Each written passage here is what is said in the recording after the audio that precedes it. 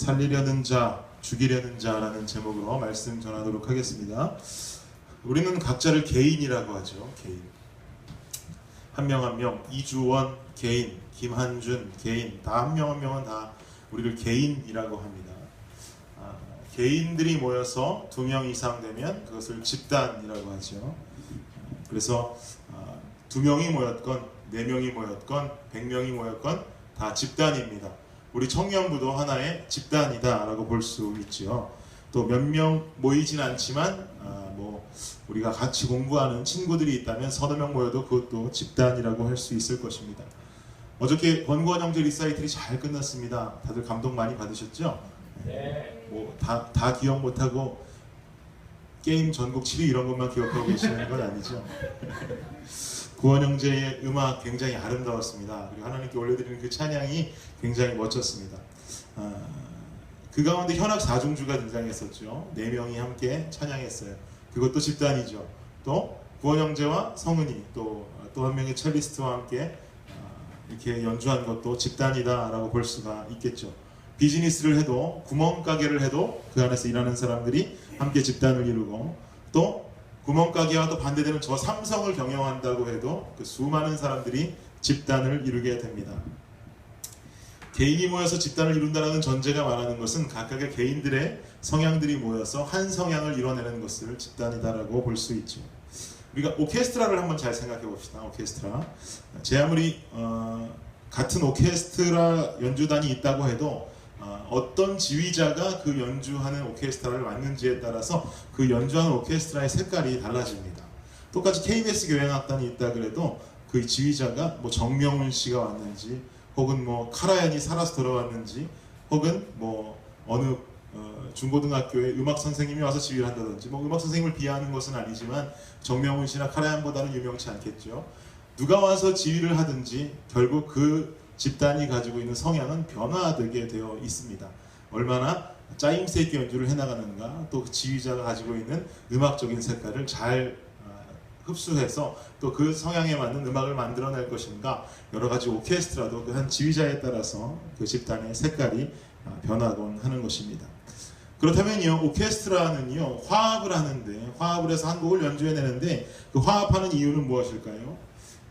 간단하겠죠. 좋은 음악을 만들어내는 것입니다. 관객들에게 그 음악으로 감동을 선사하고자 함이 오케스트라가 화합하는 이유일 것입니다. 화합하지 않으면 멋지지 않아요. 근데 일본 사람들은 굉장히 화합 잘한다 그래요. 한국 사람들은 화합을 잘 못한다고 그래요. 개인 성향이 짙대요, 한국 사람들은. 근데 집단 성향은 한국인보다 미국인이나 일본 사람들이 더 좋다고 하더라고요. 여러분도 살면서 느끼실지는 모르겠지만 정명훈 씨가 어떤 인터뷰에서 그런 이야기를 했다고 그래요. 일본 오케스트라, 일본의 어떤 NHK 오케스트라인가?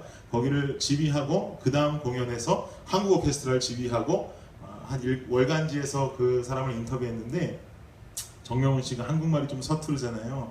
그렇게 말씀하셨대요. 두 악단을 비교해 주십시오. 그랬더니 일본 오케스트라 한 명 한 명 못해요. 근데 같이 하면 잘해요. 한국 오케스트라 한 명 한 명 잘해요. 같이 하면 못해요. 이렇게 이야기했다고 그러더라고요. 합창음악도 한국의 성악가들이 참 잘하는데 성악가들도 70명, 80명 모여놓으면 한국 사람들은 좀 자기 소리가 더 들리는 걸 좋아해요. 그래서 이게 다 같이 끊지도 못하고 한 박자라 좀 더 끊어서 자기 목소리를 튀어나가고 싶게 한다 그러더라고요. 한다 그러는 게 저도 그렇게 삶을 살았지. 근데 그 성악가들도 그래서 합창을 잘 못하는데 미국에 있는 성악과 학생들은 합창을 진짜 잘합니다. 양보하고 서로의 소리를 들어가면서 화합할 수 있다는 것이죠. 어찌됐건 이 오케스트라나 합창단이나 화합하는 것은 좋은 음악을 들려주기 위해서입니다. 우리의 이유는 더욱 간단하겠죠. 우리는 주님의 이름으로 모인 공동체이고 청년부이든 또 좀 작게 들어가서 여러분 각자 조원들과의 관계이든 또 혹은 새가족부의 새가족간의 관계이건 여러분들이 속해 있는 어떤 공동체이든지 하나님의 이름으로 모이게 되는데 우리가 화합을 해야 되는 이유는 간단합니다. 하나님 나라에 도움이 되고 그리고 하나님 나라를 위해서 우리가 좋은 역할을 감당하기 위해서 아름다운 그 주님 나라를 만들어가기 위해서 우리가 바로 화합하고 한 공동체를 만들어가게 되는 것이죠. 우리는 오늘요 이 하나님 나라를 위해서 각 일꾼들이 모인 이 집단에 대해서 좀 이야기를 해보고자 합니다. 개인들이 모인 하나님 나라의 집단에 관해 이야기하겠습니다. 오늘 본문을 보니까요 사울은 가까스로 다메섹을 탈출하게 됩니다. 텍스 형제가 진짜 잘 말해줬는데 뭔가 유대인들이 사울이 변하니까 이게 더 이상 가만 놔두면 안 되겠거든요. 3년 동안 지켜보니까 나아질 기색은 없고 이놈 죽여버려야겠다라는 생각이 든 것이죠. 그래서 사울을 죽이겠다라는 음모를 꾸미게 됩니다. 그것을 사울은 알게 돼요. 그리고 다메섹을 제자들의 도움을 얻어서 광주리에 타고 성벽을 내려와서 탈출하게 되죠. 그리고 예루살렘으로 오게 됩니다. 예루살렘에 누가 있냐면 초대교회에 가장 큰 힘을 가지고 있는 제자들이 있어요. 예수님의 제자들, 사도들이 모여있는 곳이 바로 예루살렘이에요. 그들을 향해서 사울은 찾아갑니다. 찾아간 이유가 뭐냐면 성경은 말하기를 그들과 친해지고 싶어서, 그들과 만나서 그들과 어떤 좋은 관계를 맺고 싶어서 그들에게 찾아가게 됩니다. 친해지고 싶다, 그들과 좋은 관계를 맺고 싶다는 말은요 그들처럼 또 한 사람의 다른 리더로 지역을 위해서 혹은 뭐 나라를 위해서 헌신하겠다, 하나님 나라를 위해서 헌신하겠다는 의지가 담겨져 있는 것이죠. 그런데 제자들은 이 사울을 처음엔 못 믿어요. 당연하지 않겠습니까? 자기네 잡으려고 맨날 그 혈안이 돼서 돌아다니던 그 사울이 뭐 이게 확 돌아가지고 주님 만났다고 변했다는데 이걸 어떻게 한순간에 믿을 수가 있겠어요? 믿지 못하게 되죠. 근데 이 믿지 못하는 사람들에게요 바나바라는 사람이 나타나게 됩니다. 그리고 사울을 변호하게 돼요. 사울이 이렇게 예수님을 만났고 이전엔 이런 사람이었지만 결국 이렇게 변했다라고 그들에게 변호하며 이야기합니다. 그 덕분으로 사울은 이 제자들에게 믿음을 얻게 돼요. 믿음을 얻게 되지만 그러나 또 헬레니스트 유대인들이라고 오늘 나와 있는데 또 그 안에 있는 다른 유대인들, 예수를 모르는 그 유대인들은 여전히 사울을 경계하죠. 그 다메섹을 떠나왔지만 거기서 목숨을 부지하고 돌아왔지만 사실 여기도 그런 비슷한 사람들은 있다라는 얘기예요. 그래서 이 사울을 다시 죽이려고 이들끼리 또 공모를 합니다. 결국은 이 사울은 믿는 제자들의 도움을 받아서 가이사랴로 가게 되고 가이사랴에서 다소, 결국은 자기 고향이죠. 자기가 태어난 그 다소로 몸을 피하게 됩니다. 그런데요, 이에 어찌되었던지 간에 오늘 이런 스토리를 이야기하더니 갑자기 31절에 생뚱맞게 뭐라고 이야기하냐면 이렇게 해서 교회는 유대와 갈릴리와 사마리아 온 지방에서 평안을 누리며 성장해 갔다. 그리고 주님을 두려워하고 성령님의 위로를 받으며 그 수가 점점 늘어나고 있었다라고 무언가 아주 긍정적인 이야기를 하면서 오늘 본문이 마무리가 되고 있습니다. 오늘 본문에는요 사울을 향한 이 두 가지 색깔의 사람들이 등장하고 있어요. 이 두 가지 색깔의 사람들이 하나님의 공동체 안에 들어가 있습니다. 하나님의 공동체의 목표는 31절 읽었던 것처럼 성장하는 거예요. 평안한 거예요. 주님을 경외하고 성령님의 위로를 받는 것이 바로 하나님의 공동체이고 하나님의 나라입니다. 이 목적을 가진 하나님의 나라, 즉 공동체에서 어떤 모습으로 살아가야 될 것인가, 그리고 어떤 부류의 사람이 존재하고 있는가, 그리고 우리는 그 중에서 어떤 부류로 어떻게 살아가야 될 것인가를 좀 알아보는 시간이 되기를 원합니다. 첫 번째로 하나님의 공동체 안에는요 첫 번째로 등장하는 색깔은 죽이려는 자가 존재한다는 거예요. 죽이려는 자. 29절 다시 한번 볼까요? 29절 한번 보겠습니다. 함께 읽겠습니다. 시작. 사울은 그리스마를 하는 유대인들과 이야기도 하고 논쟁도 하였으나 그들은 사울을 죽이려고 음모를 꾸몄다. 뭔가 사울을 죽이려고 음모를 꾸몄다라는 자들이 있다라는 거예요. 사울은 하나님의 나라를 만들어가길 원했고 본인이 이전의 삶은 어땠는지 몰라도 뭔가 변화되고 다시 새로운 삶을 살아가기 위해서 노력하는 이 가운데에 분명히 사울을 죽이려는 자들이 있다라는 것이죠. 헬라어로 바실레이아라는 단어가 있습니다. 우리 교회 다니시다 보면 여러 번 들으시는 단어예요. 담임 목사님이 참 많이 말씀하시는 단어인데 바실레이아라는 단어의 뜻은 뭡니까? 뭐라고요? 시읒 발음 계속 들리는데 시읒 발음 안 들어가는데요. 왕국 혹은 나라 뭐 이런 뜻이 바로 바실레이아의 뜻입니다. 왕국, 나라, 뭐 왕국이든 나라이든 같은 소리겠죠. 왕국에는요 존재해야 되는 사람이 있습니다. 왕이 존재해야 됩니다. 누가 왕이냐에 따라서 그 나라의 상황이 달라지죠. 그 리더의 리더십이 형편없다면, 그 왕의 리더십이 형편없다면 그 나라도 형편없을 거예요. 왕의 리더십이 아주 좋다면 그 나라를 따르는 백성들이 그를 잘 따를 것이고 그 나라는 참 좋은 나라가 될 수 있을 겁니다. 근데요, 저는 가끔 노무현 대통령을 좀 기억해 봅니다. 제가 뭐 정치색을 띠는 목회자도 아니고 누구를 지지하는 사람도 아닙니다만 이 노무현 대통령의 모습을 보면 참 재미있을 때가 있어요. 노무현 대통령이 살아있을 때, 살아계실 때, 정치하시고 그 대권을 잡고 계셨을 때, 대통령이셨을 때 많은 사람들이 굉장히 싫어했어요. 너무 싫어했고 노무현 때문에 못 살겠다 뭐 이런 이야기 해요. 그 당시에 이제 뭐 못 살겠다라는 것을 뭐 비와 함께 비유해서 농담도 많이 있었는데, 그 어떤 나라님이라고 하잖아요. 나라님이 정권을 잡고 있을 때 비가 오는 양에 따라서 나라가 살기 힘들다, 뭐 살기 좋다 이런 비유를 어른들은 한다고 하는데, 뭐 김영삼 정권 때 0.3mm 왔고 김대중 정권 때 대중 없이 왔고 노무현 정권 때 너무 왔다고 뭐 이렇게 이야기를 하더라고요. 그만큼 살기 힘들었다는 얘기죠. 너무너무 힘들었다는 얘기예요. 그래서 노무현이 뭐 노무현 대통령이라고도 안 하고 뭐 노무현 하면서 막 택시만 타도 기사님들이 막 욕하던 모습을 저도 기억합니다. 심지어는 어느 상황까지 갔어요? 탄핵까지 하려고 했죠. 탄핵한다고 막 망치로 빵빵 두들기고 그랬던 기억도 있습니다. 그런데 노무현 대통령이 그렇게 많은 이제 안 좋은 이야기를 들으시고 그 정권이 다 끝나서 봉하마을로 내려가셨잖아요. 그리고 이명박 대통령이 새로운 대통령이 되었고, 그리고 있는 어떤 그런 스토리 가운데에서 노무현 대통령이 결국은 어떤 스토리에 연루되어서 죽음을 맞이하게 되지 않습니까?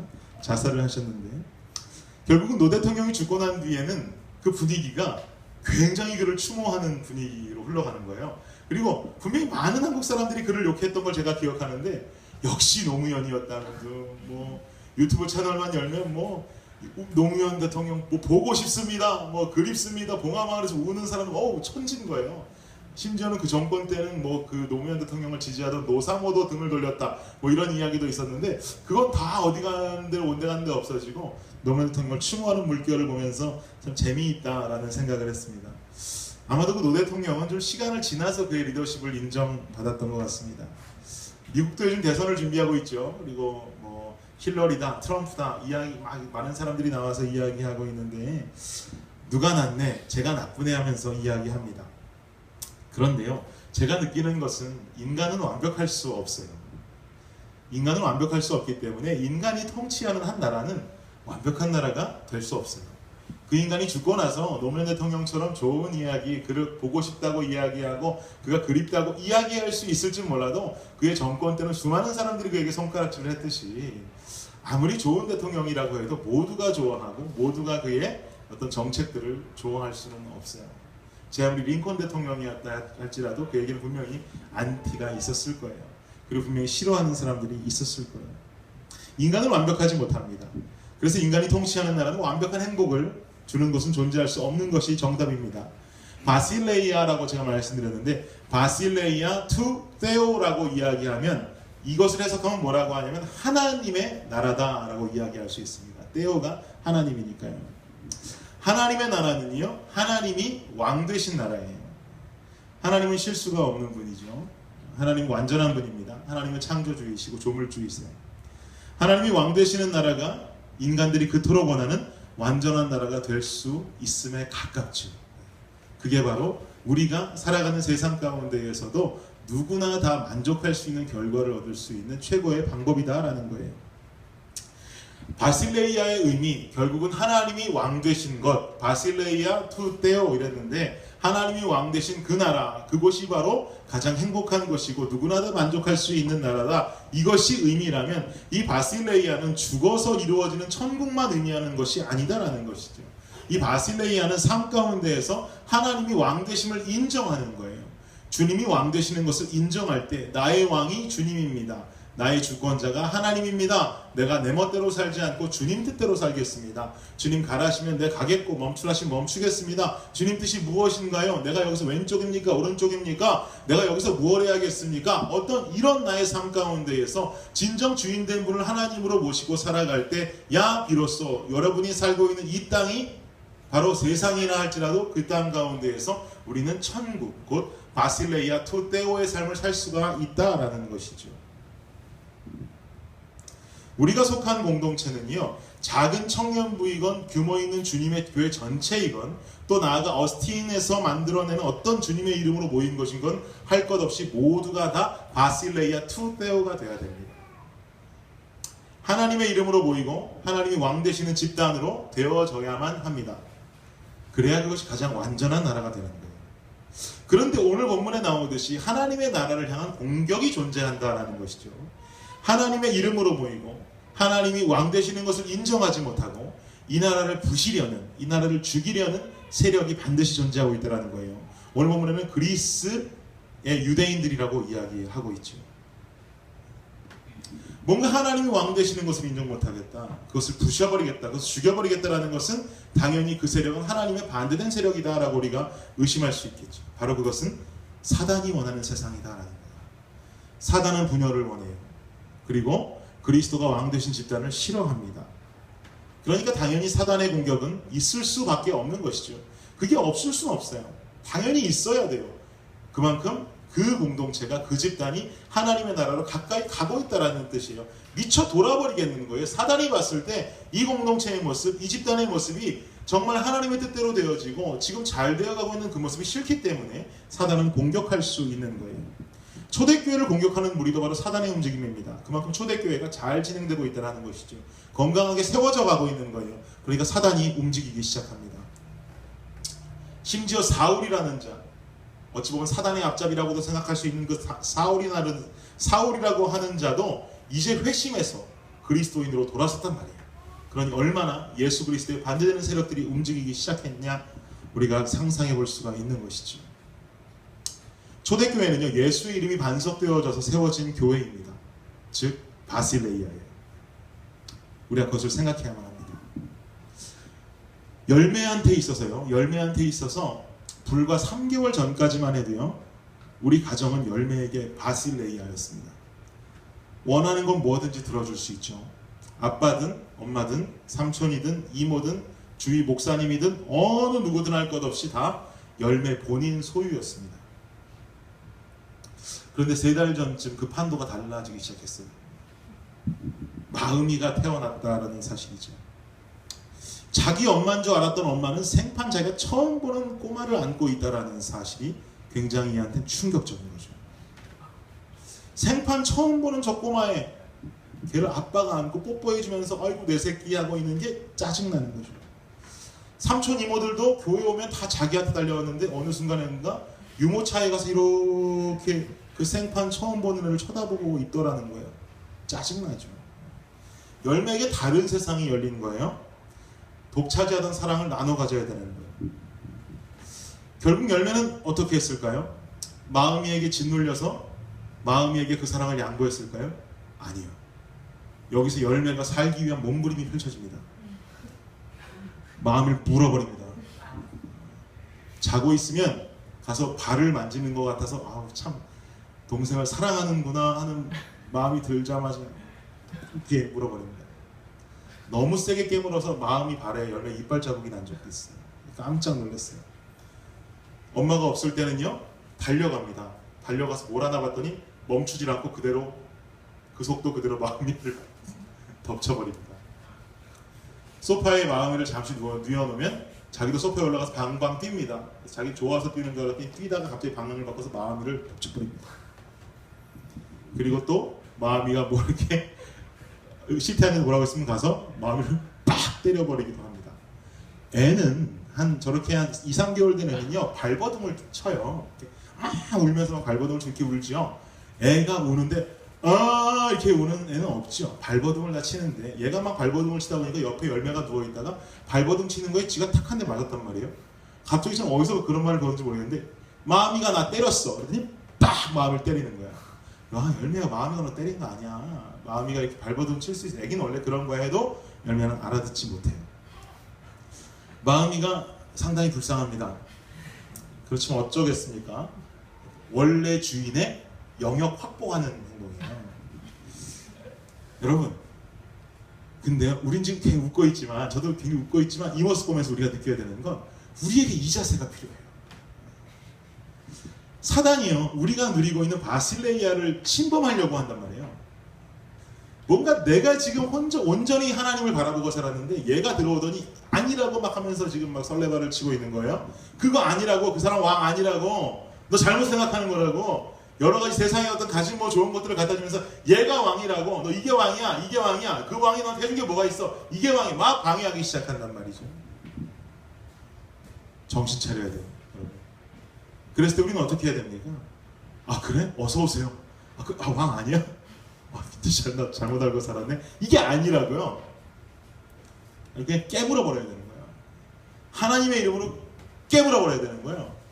하나님의 이름으로 패버려야 되는 거예요. 발로 차버려야 되는 거예요. 이게 어디서 지금 여기 왔고 지금 딴 소리야? 발로 뻥 차버려야 되는 거예요. 아주 죽일 듯이 물어버려야 되는 거예요. 사단을 내 이름으로 아니라 하나님의 이름으로, 하나님 말씀으로 내 삶 가운데에서 침범해오고 있는 그 사단이 있다면 그냥 동일하게 물어버려야 돼요. 하나님의 이름으로, 말씀으로 무장되어서 늘 깨어서 주어 패버리는 거예요. 그게 바로 그리스도의 공동체입니다. 내가 속해 있는 집단이, 우리의 조가, 우리의 청년부가, 우리의 주님의 교회가, 또 여러분이 이 교회를 떠나서 다른 주로 간다 할지라도 여러분이 속해 있는 그 공동체가 어떤 악한 세력의 공격이 다가오고 있다고 생각한다면 하나님의 이름과 말씀으로 무장되어서 그와 맞서 싸워야 되는 거예요. 아유 그래, 여기 요 정도까지만 괜찮겠어, 한 평 정도 계셔도 되겠어, 이게 아니다라는 거죠. 이게 바로 죽이려는 자를 향한 이 공동체의 건강한 반격하는 모습이다라는 거예요. 두 번째로요, 하나님의 나라에는요, 죽이려는 자가 있다면 살리려는 자가 있습니다. 우리 오늘 본문 27절, 28절 말씀 다시 한번 봅시다. 27절, 28절 읽겠습니다. 시작. 그러나 바나바는 사울을 데리고 사도들에게 가서, 다시 한번 읽을게요. 시작. 그러나 바나바는 사울을 데리고 사도들에게 가서 또 다마스커스에서 예수님의 이름을 담대히 전한 일을 그들에게 설명해 주었다. 그래서 사울은 제자들과 함께 지내며 자유롭게 예루살렘을 드나들면서 주님의 이름을 담대하게 전하였다. 사울의 변화를 제자들이 믿지 못해요. 그러니까 바나바라는 사람이 나섭니다. 바나바가 사울이 진짜 그런 사람이라고 믿는 이유에 대해서는 성경이 언급하는 바가 없어요. 근데 학자들이 추정하기는 사울의 이야기를 경청하였고 그와 미리 만나서 사울이 도착했을 때 그의 이야기를 먼저 들었던지, 더 중요한 것은 바나바의 마음 가운데 하나님께서 감동을 주셔서 사울의 이야기가 진심으로 들리게 했다라는 것이죠. 하나님의 일하심이다라는 거예요. 그래서 사울의 이야기가 거짓이 아니라 진실입니다 라고 지금 바나바가 변호할 수 있게 하나님이 그 마음을 허락하신 거예요.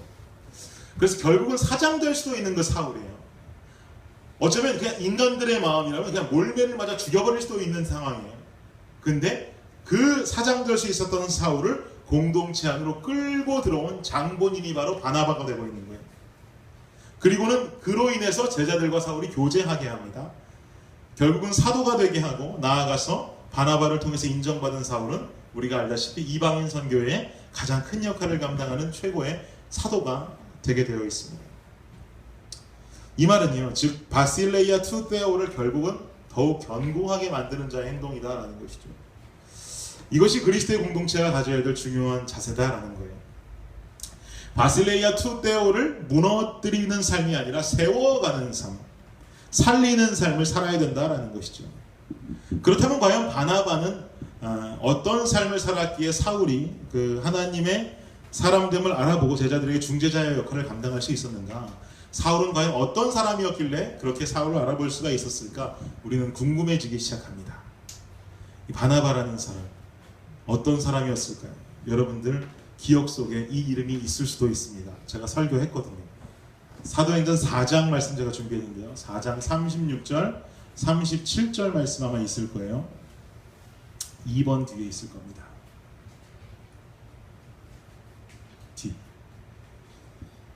36절 37절 네 좋습니다. 읽어볼까요? 시작. 그때 사도들이 바나바라고 부른 키프로스 태생의 레위 사람 요셉도 자기 밭을 팔아 그 돈을 사도들에게 가져왔다. 기억하십니까? 요셉이라는 사람. 요셉이라는 사람이었는데 이 사람을 바나바라고 별명을 부르기도 했다. 바나바의 뜻은 권위자 뭐 이런 뜻이었다. 여러분 기억하실 거예요. 근데 이 친구가 했던 어떤 중요한 행동이 초대교회가 처음에 성령 하나님의 어떤 뜨거운 임재로 말미암아서 사람들이 변화하기 시작했는데 그 중에서 첫 번째로 나타난 큰 변화가 자기의 소유를 팔아서 가난한 같은 성도들과 함께 그 돈을 나누고 음식을 나누고 하면 서로 나누고 구제하고 이런데 그 돈을 사용하였다. 이런 문화가 있었다라고 했는데 그 중에서도 영웅처럼 한 사람이 딱 등장하기를 바로 이 바나바라는 사람이 등장했었죠. 자기의 밭을 팔아서 그 소유를 나눠주고 사람들과 함께 잘 먹고 잘 살기를 원했던 그 사람. 바로 이 바나바가 이 바나바입니다. 무슨 말인가? 이 바나바가 도대체 어떤 사람이었길래 이런 지금 사울을 알아보는 행동을 했다는 것에 지금 이 이야기가 등장하냐는 말인가라고 우리가 궁금증을 가질 수 있겠는데 바로 이 4장 36절 37절을 봤을 때 우리가 바나바라는 사람의 삶을 추정할 수 있는 것은 성령으로 충만했던 자였다라는 것이죠. 삶의 변화가 있던 자였다라는 거예요. 하나님 앞에 바로 서 있던 자라는 거예요. 주님 말씀을 경청했던 자였다라는 것이죠. 하나님의 뜻을 알던 자였다라는 거예요. 자기의 소유를 팔아서 그 값으로 모든 사람들과 나누어 갔던 실천하는 신앙인이었다라는 것입니다. 바로 이 요셉, 그 이름이 바나바였다라는 것이죠. 공동체의 인간을 바라보는 것이 아니라 그 공동체의 주인인 하나님을 바라보던 자였어요. 만약에 이 바나바가 이 공동체에서 불쌍한 한 사람을 보고 자기 소유를 팔아서 그 사람에게 나누어줬다면 이거 예수 안 믿어도 할 수 있어요. 예수 안 믿고 그렇게 사는 사람도 있어요. 많은 사람들이 그렇게 기부하고 자기 것을 내어놓음으로 말미암아 많은 사람들과 잘 살기 원하는 사람이 있어요. 하지만 바나바가 다른 것은 성령 받음으로 성령의 은혜를 받음으로 말미암아서 그 뜨거운 은혜로 자기 소유를 팔아서 그 공동체와 함께 잘 살기 원했다는 것은 그 한 개인을 바라본 것이 아니라 그 공동체의 주인인 하나님을 바라봤다는 증거가 될 수 있는 것이죠. 그것이 바로 바실레이아인 줄을 이 요셉은 알고 있던 거예요.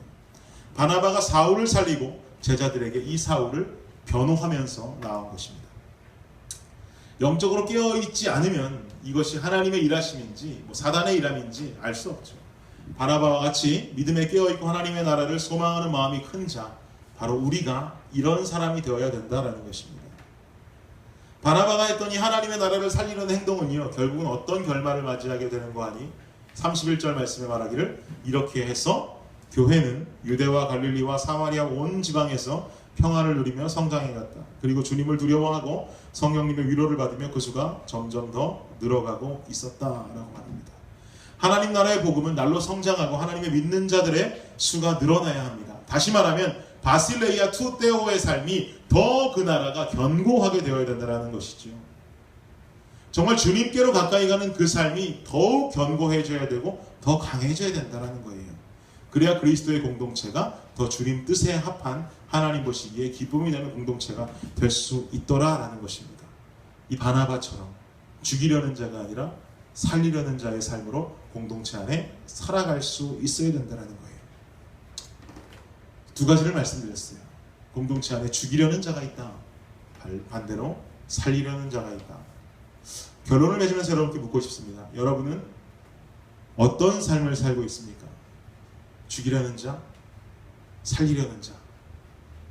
어떤 자의 모습으로 여러분은 살아가고 있습니까? 마음속으로 대답하셨을 텐데. 그렇다면 그렇게 이야기하는 이유는 무엇입니까? 왜 나는 죽이려는 자인 것 같고 왜 나는 과연 살리려는 자인 것 같습니까?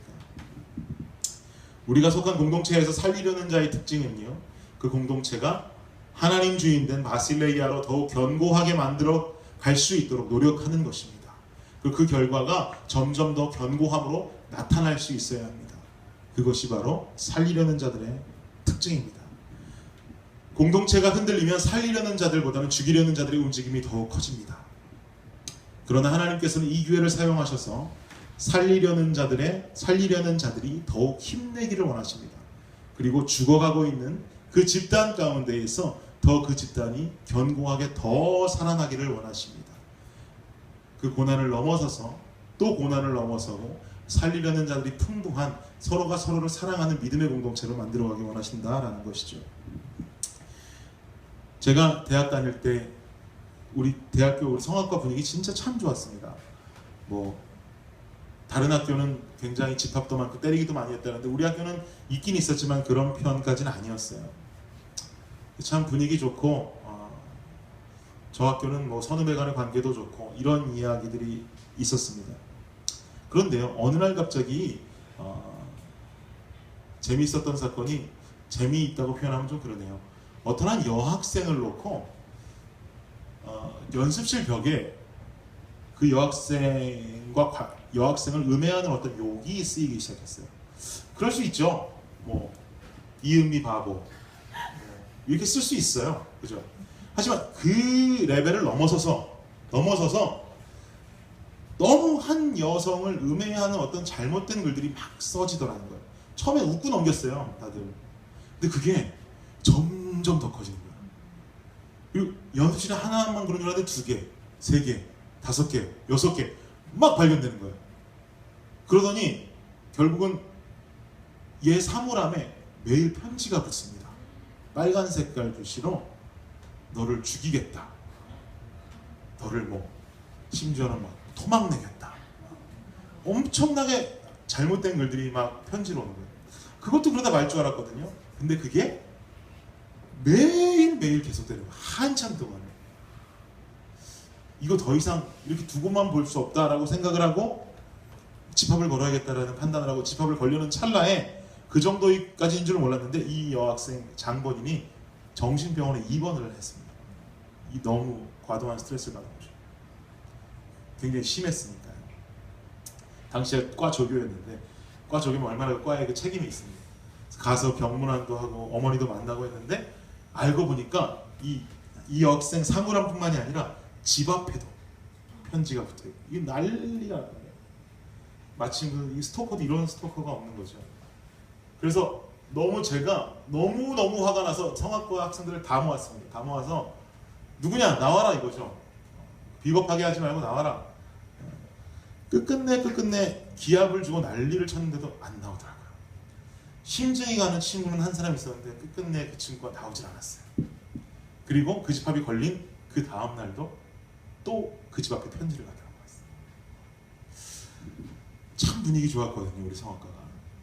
근데 그 한 사람을 공격하려는 그 편지랑 그리고 처음에 시작은 연습실 벽에부터 시작된 그 사건이 한순간에 믿음이 있고 선후배 관계가 좋던 그 학교를 불신의 사회로 만들어버렸습니다. 아무도 못 믿는 거예요. 그날부터 서로가 서로를 의심하기 시작하는데 이건 옆에 같이 가는 애도 못 믿겠는 거예요. 왜냐면 이게 그냥 얘 일거수일투족을 다 모르니까 설마 얘인가? 나랑 친하게 지낸 얘인가? 이런 생각하는 거예요. 서로가 서로를 계속 못 믿는 거죠. 너무 힘든 상황이었고 결국은 그 사건이 터지고 몇 달간 우리 성악과가 너무너무 힘들었습니다. 심지어 교수님들까지 나서서 누구냐? 도대체 누구냐? 찾아내라. 조교 불려가서 교수실 불려가서 너 찾아내라. 누군지 목숨 걸고 찾아내라. 난리가 났어요. 좋았던 분위기가 하루아침에 사라지더라고요. 여러분 우리 공동체 참 좋습니다. 사랑이 넘치고 가족 같아요. 근데요 이때 조심합시다. 불신과 분열은요 한순간에 공동체를 무너뜨립니다. 우리가 지금 이런 지금 분위기를 가지고 있는 공동체라는 이야기를 하는 것이 아닙니다. 제가 말씀드렸죠. 건강한 공동체일수록 분명히 사단은 일합니다. 우리 공동체 안에도 분명히 우리 공동체는 건강한 공동체라고 확신하는데 지금 분위기 좋은 이 상황 가운데에서 분명한 사단의 공격이 다가올 수 있어요. 여러분 그때 우리가 더 무장하고 있어야 돼요. 더 하나님의 이름으로 말씀을 무장해야 돼요. 그리고 깨물어버려요. 때려버려요. 죽여버리는 거예요. 그리고 더 중요한 것은 우리 각자는 죽이려는 자의 모습으로 사는 것이 아니라 이 상황에서 살리려는 자의 모습으로 살아갈 수 있는 저와 여러분이 되시기를 주님의 이름으로 축복합니다. 이 시간에 잠깐 옆 사람 보고요. 옆 사람 장점 2가지만 칭찬해 주십시오.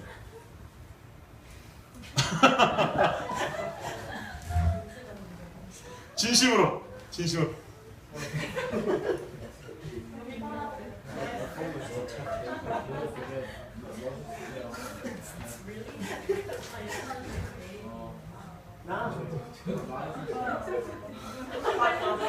그리고 한마디만 더 합시다. 살리는 자 됩시다. 한마디만.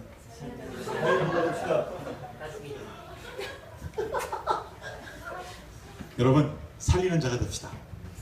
어떤 일이 있던, 그리고 그 사람이 어떤 사람이건 더 축복해주고 그 사람의 아픈 부분을 감싸주고 서로 안아줄 수 있는 우리 청년 공동체가 되기를 주님의 이름으로 축복합니다. 이 시간 잠깐 우리 찬양 한 곡 합시다. 보혈을 지나 찬양 준비되어 있나요, 가사가? 텍스 어제 까먹은 거. 여러분 다 잘 아시는 찬양일 테니까 제가 가사를 불러드릴게요. 보혈을 지나 하나님 품으로. 보혈을 지나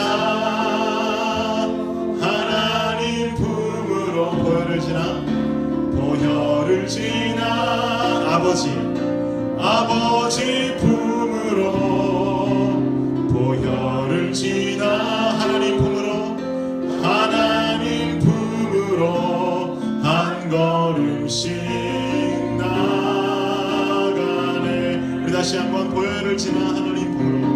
보혈을 지나 하나님 품으로. 보혈을 지나, 보혈을 지나 아버지 품으로. 보혈을 지나, 보혈을 지나 하나님 품으로, 하나님 품으로 한 걸음씩 나가네. 존귀한 주 보혈이, 존귀한 주 보혈이 내 영을 새롭게